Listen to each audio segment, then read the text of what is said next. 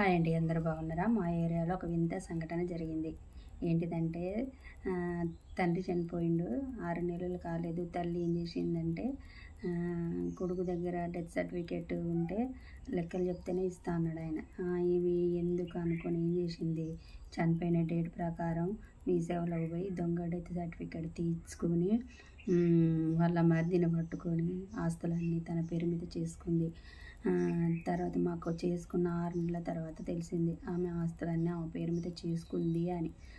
అంటే కొడుకు చెప్పకుండా చేసుకోవడం అనేది నేను ఫస్ట్ టైం చూస్తున్నాను. మనం ఎక్కడైనా కూడా అయ్యో కొడుకులు తండ్రి ఆస్తి గుంజుకొని అన్నం పెట్టకపోవడము, తండ్రులను కొట్టడం అనేది చూస్తున్నాం కదా. కానీ ఇది ఫస్ట్ టైం మా ఏరియాలో కొడుకుకు చెప్పకుండా ఆస్తులు తన పేరుని చేసుకున్న ఆడామన మాత్రం మా కాడ నేను ఫస్ట్ టైం చూస్తున్నాను. నేను కూడా ఇంతవరకు ఎక్కడ చూడలేదండి. ఎందుకంటే కొడుకులకు ఇచ్చేది కొడుకులకు ఇస్తారు, కూతుర్ల పెళ్లి చేసి పంపుతాము, అలాగే ఏమైనా బంగారం మాత్రం ఇస్తాం. మనం అంతకుమించి వాటాలు పెట్టాం, మనం చెయ్యం, ఇచ్చేది ఇస్తాం అంతవరకే. ఎక్కడైనా కూడా అట్లా కాదు అసలు. కూతురికి ఇక్కడ ఆమె పెళ్ళైన 6 సంవత్సరాల తర్వాత ఇక్కడ ఎమ్మెల్యేని పట్టుకొని 18 సంవత్సరాల కింద ఆమెకు గవర్నమెంట్ ఆఫీస్లో జాబ్ ఇప్పించడం జరిగింది వాళ్ళ అల్లునికి.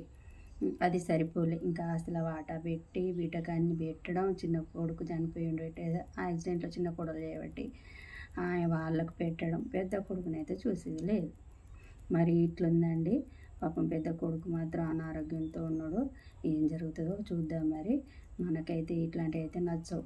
మీకు నచ్చుతా కామెంట్ బాక్స్లో కామెంట్ చేయండి. ఓకేనండి. మరి నా వీడియో మీకు నచ్చినట్లయితే లైక్ చేసి సబ్స్క్రైబ్ చేయండి. బాయ్ మరి.